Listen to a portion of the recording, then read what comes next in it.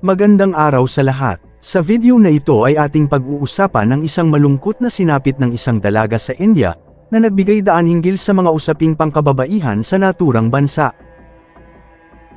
Sa madilim at paikot-ikot na daan ng Kerala, India, may isang tren ang patuloy na tumatakbo para magbigay serbisyo sa mga taong nakatira sa lugar. Ang ritmikong tunog nito ay tila isang duyan para sa kakaunting pasaherong sakay nito.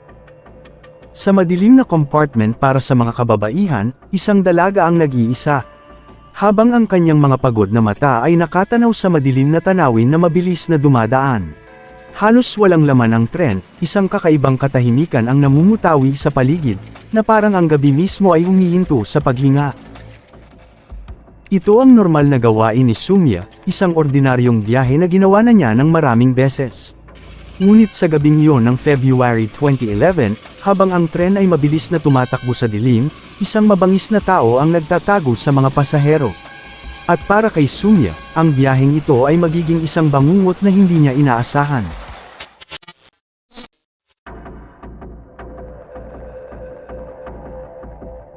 Kinabukasan ang mga balita ay puno ng isang nakakagimbal na kwento, isang dalaga ang walang awang inatake sa isang tren habang ito ay umaandar, at iniwan na halos walang buhay malapit sa riles.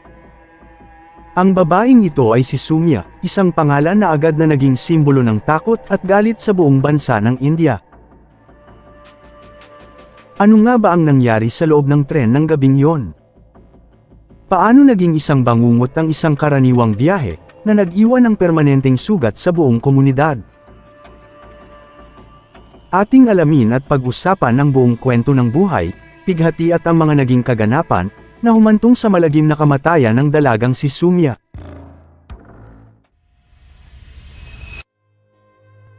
Welcome para sa isa na namang kwentong kakaiba. Kung ikaw ay mahilig sa istorya ng krimen, mga kakaibang kaganapan, at mga kwentong hubuli sa iyong atensyon at imahinasyon, ang channel na ito ay para sa iyo. Para maging updated sa mga bagong istorya, please subscribe. Also, para mas lumawak pa ang maabot ng video na ito, please like, share, and comment. Gabi ng February 1, 2011, isang malagim na insidente ang nangyari sa isang passenger train pagkatapos nitong umalis mula sa Ernakulam Town North Railway Station. Ayon sa prosekusyon, ang biktimang babae na si Soumya, 23 taong gulang, ay nagmula sa isang mahirap na pamilya sa Shornur, at nakakuha ng maliit na trabaho bilang isang saleswoman sa isang mall sa Ernakulam. Si Soumya ay breadwinner ng pamilya. Ang kanyang nakababatang kapatid na lalaki at kanilang ina ay nabubuhay mula sa buwanang sweldo na kanyang kinikita. Paminsan-minsan, tuwing pista opisyal, umuwi ang dalaga sa kanilang bahay sa Shornur sakay ng tren mula Ernakulam, na umaalis tuwing gabi. Noong araw na yon, bandang alas 5:30 ng hapon ay sumakay si Soumya sa huling bahagi ng ladies compartment ng Ernakulam Shornur passenger train. Nang umabot ang tren sa Thrissur, karamihan ng mga pasahero sa ladies compartment ng tren ay nagsibabaan. Ilang sandali pa ang nakalipas, ang ilan pang pasahero sa ladies compartment ay nabawasan nang dumating ang tren sa kasunod na istasyon ng Wadakkam-Cherry. Sa oras na iyon napansin ni Soumya ang kakaibang titig ng isang lalaki, na nakatayo sa labas ng tren, at sumisilip sa bintana na katapat ng kanyang kinauupuan. Nang dumating ang tren sa Mallorca ay mas lalong nabawasan ang sakay na pasahero ng tren. Sa puntong ito ay ilan na lamang ang mga kababaihan na nasa loob ng tren. Ilang sandali pa ang lumipas, dumating ang tren sa Vol-Athalnagar Railway Station, na kung saan nanatili ito ng ilang minuto. Sa istasyong ito nagbabaan ang iba pang kasama ni Soumya sa ladies compartment at tanging siya na lamang ang natirang babae ng mga oras na iyon. Ayon sa prosekusyon, napansin ng akusado na si Govind Chami, na nag-iisa sa compartment ang dalagang si Soumya. Si Govind Chami ay isang habitual offender at may history na ng pagkakakulong dahil sa pagnanakaw at pang-aabuso. Bago umalis ang tren sa Vol-Athalnagar Railway Station patungong Shornur, mabilis na sumakay si Govind Chami sa ladies compartment at agad pamwesto malapit sa dalaga. Ang ingay ng mga gulong ng tren sa riles ay nagkubli sa papalapit na mga yapak ng sospek, habang ito ay dahan-daang lumalapit kay Soumya. Ang tren, na dati ay isang ligtas na lugar, ay naging isang kulungan, isang bitag na walang matatakasan para sa biktima. Naramdaman ni Sumya ang panganib bago pa ito lubusang dumating. Ang tibok ng kanyang puso ay bumibilis habang naunawaan niyang siya ay nasa panganib. Ang takot sa kanyang mga mata ay nakaaninag sa mapanlinlang na titig ni Govindachamy. Sa sandaling yon, tila tumigil ang oras, bawat segundo ay puno ng pangamba. Ang sumunod ay isang pagputok ng karahasan. Si Govindachamy, na pinapatakbo ng kanyang baluktot na pagnanasa, ay biglang sinugod si Sumya. Takot na takot ang dalaga at nagtatakbo sa maliit na espasyo ng compartment upang makalayo sa lalaki. Lumaban si Sumya ng husto at nang maabutan ni Govindachamy ay paulit-ulit na pinalo ang ulo ng dalaga sa mga pader ng tren. Ang kanyang pagnanais na mabuhay ay mas malakas kaysa sa kanyang inaasahan. Kumapit siya, sumipa, sumigaw para sa tulong na hindi dumating, ang kanyang boses ay nalunod sa ingay ng tren. Ngunit ang lakas ni Govindachamy, na pinatibay ng mga taon ng paggawa ng krimen, ay napakalaki para sa dalaga. Ang kanyang mga suntok ay bumagsak kay Sumya, bawat isa ay mas malupit kaysa sa nauna. Naubos ang lakas ng dalaga mula sa kanyang pagod na katawan. Dahil sa malubhang mga pinsala, halos mawalan na ng malay ang dalaga at hindi na makagalaw. Humina na rin ang kanyang malakas na pag-iyak at pagsigaw. Sa pagsisikap na makalayo, sinubukan ni Sumya na makatakas sa paghawak ng lalaki. Ngunit ang maliit na espasyo ng compartment ay iniwan siyang walang mapupuntahan. Nakaramdam si Govindachamy ng kanyang desperasyon at nakita ang pagkakataong tapusin na ang paglaban ng dalaga. Sa isang malakas na puwersa, itinulak ni Govindachamy si Sumya patungo sa bukas na pinto ng tren habang ito ay tumatakbo. Ang katawan ng dalaga ay tila itinapon sa kawalan, na kung saan ang malamig na hangin ay tila bumagsak habang si Sumya ay nahulog mula sa tren. Ang impact ng pagkakahulog ng dalaga sa kalupaan ay malupit. Ang katawan ni Sumya ay tumama sa matigas na lupa na may malakas na tunog. Ang lakas ng pagkahulog ay nagtanggal ng hininga sa kanyang mga baga at iniwan siyang gulat at halos walang malay. Ang mundo sa paligid ng dalaga ay umikot habang ang sakit ay bumuhos sa kanya. Bawat parte sa kanyang katawan ay sumisigaw ng sakit. Ngunit ang bangungot ng gabing yon ay hindi pa natatapos para kay Sumya. Samantala ang sospek, na may karanasan sa ganitong klaseng mga gawain, ay tumalon mula sa tren sa kabilang bahagi at nagmadaling pumunta sa biktima. Si Govindachamy na nagpakita ng kanyang dominasyon ay hindi tumigil sa pagtulak. Dinala nito ang walang buhay na katawan ni Sumya mula sa riles palayo sa kadiliman, kung saan walang makakarinig sa sigaw ng dalaga. Agad nitong pinunit at inalis ang damit ng dalaga. At doon sa malamig na gabi, malayo sa mga mata ng mundo, si Sumya ay ginahasa. Habang ang mukha nito ay puno ng dugo, na umaagos mula sa mga sugat sa kanyang ulo at mukha. Pagkatapos maibsan ang pagnanasa ng sospek, hinanap nito ang mga gamit ng dalaga, sinuri ang mga mahalagang bagay sa kanyang bag at ninakaw ang kanyang mobile phone na tanging mahalagang gamit na dala ng biktima. Agad ding tumakas ang sospek dala ang mga nakulimbat, habang iniwan ang biktima na hubad at walang malay. Nang mga oras na yon si Sumya na kumakapit sa huling hibla ng kamalayan, ay nakaranas ng isang bangungot na hindi dapat pagdaanan ng sinumang tao. Ang kanyang katawan ay wasak, ang kanyang espiritu ay dinurog ng bigat ng pang-aabuso. Ang malupit na pag-atake ay nag-iwan sa kanya ng mga sugat na napakagrabe, na kahit ang pinakabagong teknolohiya sa medisina ay walang magagawa para mabawi ang pinsala. Ang kanyang huling mga iniisip ay marahil puno ng pighati sa nangyari sa kanya at ang mapait na pag-unawa na maaaring hindi na siya magising kinabukasan. Sa kabilang banda may dalawang lalaking pasahero ng tren, na sakay ng kabilang compartment ang nakarinig ng sigaw ng dalaga. Bagaman nais ng isa sa kanila na pindutin ang alarma upang huminto ang tren, pinigilan siya ng isa pang lalaki na nakatayo sa pintuan dahil sa pag-aakalang nakatakas na ang babae dahil sa pagtalon nito sa tren. Lingid sa kaalaman ng dalawa, ang babae ay puwersahang itinulak palabas ng tren. Makalipas ang humigit kumulang 10 minuto, dumating ang tren sa Shornur. Agad pumunta ang dalawang lalaki sa gwardya ng istasyon para ipagbigay alam ang insidente. Ito ay nagudyok para sa ilang kabataang lalaki at mga gwardiya ng railway station na balikan at maghanap sa riles ng tren. Bandang alas 9:30 ng gabi, natagpuan nila ang duguan at halos hubad na katawan ni Sumya malapit sa riles ng tren, kung saan siya ay ginahasa.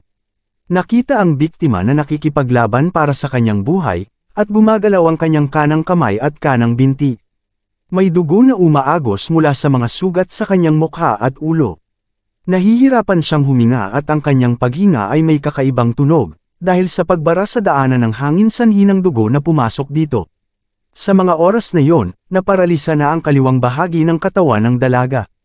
Agad dinala ang biktima sa Shore North Fraser Road, at mula doon ay inihatid ito sa emergency room ng Medical College Hospital ng Fraser. Sa loob ng maraming araw, ang buhay ni Sumya ay nakabitin sa balanse. Ang kanyang pag-iral ay naging isang marupok na laban sa pagitan ng buhay at kamatayan. Sa loob ng malamig na pader ng ospital, siya'y nakahiga ng walang galaw. Ang kanyang katawan ay mistulang canvas ng mga sugat na tahimik na nagpatutuo sa kalupitang kanyang dinanas. Mga makina ang nagbibitiw ng tunog ng may ritmo sa kanyang paligid, isang mekanikal na pintig ng puso na nagpanatili ng kanyang buhay, habang ang mga doktor ay walang sawang nagtatrabaho upang ayusin ang pinsalang naidulot sa kanya. Ang kanyang pamilya, na agad na tumakbo sa kanyang tabi nang malaman ang balita, ay nilamon ng kalungkutan at kawalan ng magawa. Sila ay walang patid na nagbantay sa kanyang tabi, ang kanilang mga puso ay napuno ng kalungkutan habang pinapanood ang kanilang mahal na anak, kapatid at kaibigan na nakikipaglaban para sa kanyang buhay. Bawat oras na lumilipas ay tila isang walang katapusang pagdurusa, puno ng nag-aagaw na pag-asa na baka sakaling magising siya, na baka buksan niya ang kanyang mga mata at bumalik sa kanila. Alam ng mga doktor, na bihasa sa mga kaso ng trauma at pagbawi, na laban sa kanya ang pagkakataon. Ginawa nila ang lahat ng kanilang makakaya, ngunit ang mga sugat na natamo ni Sumya ay labis na malubha.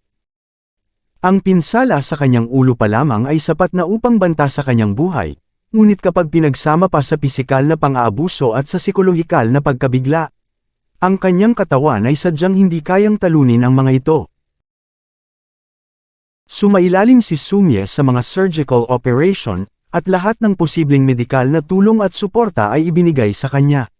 Sa kabila nito, hindi nagbago ang kanyang kalagayan at patuloy siyang naka-ventilator sa napaka-kritikal na kalagayan. Habang lumilipas ang mga araw, lalong bumibigat ang hangin sa silid ng ospital. Ang pag-asa na unang nagdala sa kanyang pamilya upang maniwala sa isang milagro ay unti-unting nawawala, napapalitan ng mapait na pagtanggap sa kung ano ang darating. Bawat hinga na kanyang kinukuha ay tila nagiging mas mabigat. Ang dating malakas na tibok ng kanyang puso ay lumalambot habang ang kanyang katawan ay nagsisimulang bumigay. Makalipas ang 5 araw, pagsapit ng February 6, 2011, lumala ang kalagayan ng dalaga at hindi na naramdaman ang kanyang peripheral pulses. Sa huling konsultasyon ng neurosurgeon, bandang alas 2:30 ng hapon, ang ECG ay nagpakita ng flatline, hindi na masukat ang blood pressure, at hindi na naririnig ang tunog ng puso. Alas 3 ng hapon noong araw na yon, si Sumya ay idineklarang patay na. Ang silid, na dating puno ng tunog ng mga makina at pabulong na mga dasal, ay napuno ng dalamhati ng isang pamilyang nawalan ng lahat. Si Sumya ay wala na, nag-iwan ng isang kalungkutan na hindi kailanman mapupunan. Ngunit sa kanyang pagkawala, nag-iwan siya ng isang bagay na higit pa, isang pamana ng sakit na patuloy na magbibigay alon sa labas ng pader ng ospital na iyon. Habang inihahatid ng kanyang pamilya ang kanyang mga labi sa huling hantungan, ang kanilang mga puso ay basag ngunit ang kanilang determinasyon ay lalo pang lumakas. Sila'y nangako na ang pagkamatay ni Sumya ay hindi magiging walang kabuluhan. Naghangad sila ng hustisya, hindi lamang bilang isang paraan ng paghihiganti, kundi bilang isang paraan upang matiyak na walang ibang pamilyang makakaranas ng parehong sakit. Si Dr. Shirley Vaso na noon ay nagtatrabaho bilang propesor at head ng Department of Forensic Medicine ng Fraser, ang nagsagawa ng postmortem examination sa biktima kasama ang 5 iba pang mga doktor. Ayon sa postmortem report, si Sumya ay namatay dahil sa blunt injuries na natamo sa ulo bunga ng blunt impact at pagkahulog mula sa tren, at ang kanilang mga complication kabilang ang aspiration ng dugo sa mga daanan ng hangin na nagresulta sa anoxic brain damage. Ipinakita rin sa report ang mga sugat na resulta ng pag-atake at panggagahasa. Mayroon ring mga palatandaan ng multiple organ dysfunction sa oras ng kamatayan ng dalaga. Samantala, sa panig ng prosekusyon na armado ng napakaraming ebidensya at sama-samang galit ng kaanak ng biktima ay mabusising inilahad sa korte ang katauhan ng sospek na si Gavin Dechami, ang lalaking nagtanim ng takot kay Sumya sa kanyang huling mga sandali. Si Gavin Dechami, nakilala rin bilang Charlie Thomas sa mga rekord ng pulis, at may edad 30, ay nagmula sa Virudechalam, Cuddalore District, Tamil Nadu. Ang nakaraan ni Gavin Dechami ay isang madilim na kwento ng krimen at karahasan. Hindi ito ang unang beses na siya ay nasangkot sa batas, ngunit sa pagkakataong ito, siya ay nahaharap sa pinakamabigat na parusa. Hindi nag-aksaya ng oras ang prosekusyon sa pagpinta ng malinaw na larawan ng mga pangyayari noong gabing kinamatayan ni Sumya. Inilarawan nila ng detalyado kung paano sinundan ni Gavin Dechami ang kanyang biktima, at kung paano niya ito malupit na inatake, parehong pisikal at sekswal. Ang ebidensya ay nakakakilabot, ang pagsusuri ng forensics ay nagdugtong sa kanya sa krimen. Ang mga saksi ay naglagay sa kanya sa pinangyarihan, at ang kalupitan ng pag-atake ay hindi na nag-iwan ng duda. Ang kaso ng prosekusyon ay tiyak. Si Sumya ay inatake, itinulak mula sa gumagalaw na tren, at pagkatapos ay niyurakan habang walang kalaban-laban sa tabi ng riles. Walang pag-aalinlangan kung sino ang may sala. Noong October 31, 2011, si Gavin Dechami ay napatunayang nagkasala sa kaso ng panggagahasa at pagpatay kay Sumya, ng Fraser Fast Track Court Judge na si K.N. Ravindra Babu. Ang pagbibigay ng hatol ay ipinagpaliban hanggang November 4 sapagkat ang public prosecutor ay nagharap sa korte ng mga dokumento, upang patunayan ang mga nakaraang pagkakasala ng akusado na nagpapakita na siya ay nakulong na sa 8 kaso sa Tamil Nadu at Andhra Pradesh, at may isa pang kasong nagaganap sa Mahila Court sa Coimbatore. Noong November 4, 2011, si Gavin Dechami ay hinatulan ng parusang kamatayan sa ilalim ng IPC Section 302. Siya rin ay hinatulan ng habambuhay na pagkakakulong para sa panggagahasa sa ilalim ng IPC Section 376 at sa ilalim ng Section 394, 397 at 447, ng karagdagang 7 taong pagkakakulong at multa para sa mga pagkakasala ng pagnanakaw at iba pang kaugnay na mga krimen. Ang lahat ng mga parusang ito ay ipinag-utos na sabay-sabay na isagawa. Ngunit hindi pa rito nagtatapos ang kwento. Sa isang twist na muling nagpaalab sa galit ng publiko at muling binuksan ang mga sugat, ang Korte Suprema ay muling nagsuri sa kaso. Sa kanilang pagsusuri, ang mga hukom ay tumutok sa isang mahalagang detalye, ang kaugnayan ng pagbagsak ni Sumya mula sa tren at ang kanyang pagkamatay. Habang ang prosekusyon ay nag-argue na ang pagbagsak, kasunod ng pang-aabuso, ay direktang nagdulot sa kanyang pagkamatay, ang Korte Suprema ay natuklasan na ang ebidensya ay hindi kasing linaw upang maipataw ang parusang kamatayan. Kinilala ng korte ang pagkakasala ni Gavin Dechami sa panggagahasa at pag-atake, ngunit nagtanong kung ang pagbagsak mula sa tren ay ang talagang nagdulot ng pagkamatay ni Sumya. Nang walang sapat na ebidensya upang patunayan ito, nang walang pag-aalinlangan, ang korte ay napilitang palitan ang kanyang parusang kamatayan ng habambuhay na pagkakakulong. Noong September 17, 2016, binago ng Korte Suprema ang parusang kamatayan ni Gavin Dechami sa habambuhay na pagkakakulong, at pinawalang bisa ang lahat ng paratang ng pagpatay. Habang kinikilala ang krimen bilang panggagahasa at pagmamalupit. Ang desisyon ay nagpahatid ng alingaw-ngaw sa buong bansa. Para sa pamilya ni Sumya at para sa marami pang iba na sumubaybay sa kaso, ang pagbawas sa sentensya ay tila isang pagtataksil, isang pag-alis sa hustisyang tila sigurado na. Muling sumiklab ang galit ng publiko, pinalakas ng paniniwalang hindi na tumugma ang parusa sa krimen. Nagpatuloy ang mga debate sa media, sa mga tahanan, at sa mga lansangan. Ang ilan ay nag-argue na ang habambuhay na pagkakakulong ay sapat na mabigat na parusa. At ang korte ay sumunod lamang sa batas. Ang iba naman ay nagsasabing ang batas mismo ang may depekto, na ito'y nagbigay ng daan sa isang taong nagkasala ng hindi masusukat na kasamaan, upang makatakas sa buong bigat ng hustisya. Ang kaso ay naging dahilan para sa mga diskusyon tungkol sa interpretasyon ng batas, ang sapat na judicial system, at ang patuloy na pakikibaka upang protektahan ang mga kababaihan laban sa karahasan. Sa kabila ng lahat ng ito, noong September 12, 2017, ang Korte Suprema ng India ay nanindigan at kinumpirma na ang hatol kay Govindachamy ay mananatiling panghabang buhay na pagkakakulong. At inutusan itong manatili sa bilangguan hanggang sa kanyang kamatayan. Ang kamatayan ni Soumya ay hindi lamang isang pagkawala para sa kanyang pamilya, kundi isang dagok sa buong komunidad, isang mahigpit na paalala ng mga panganib na nagkukubli sa mga anino na naghihintay na umatake. Ang kwento ni Soumya ay naging isang simbolo ng kahinaan na kinakaharap ng mga kababaihan sa kanilang lugar, isang kwento na humihingi ng hustisya hindi lamang para sa kanya kundi para sa lahat ng nakaranas ng kaparehong kapalaran.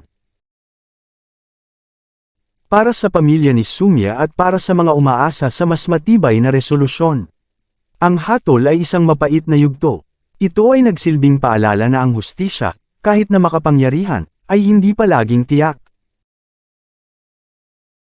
Ang buhay ni Soumya ay nawala, ngunit ang kanyang alaala ay magpapatuloy, nagpapaalab ng laban para sa isang mundo na kung saan ang mga ganitong mga pangyayari ay hindi na muling mauulit.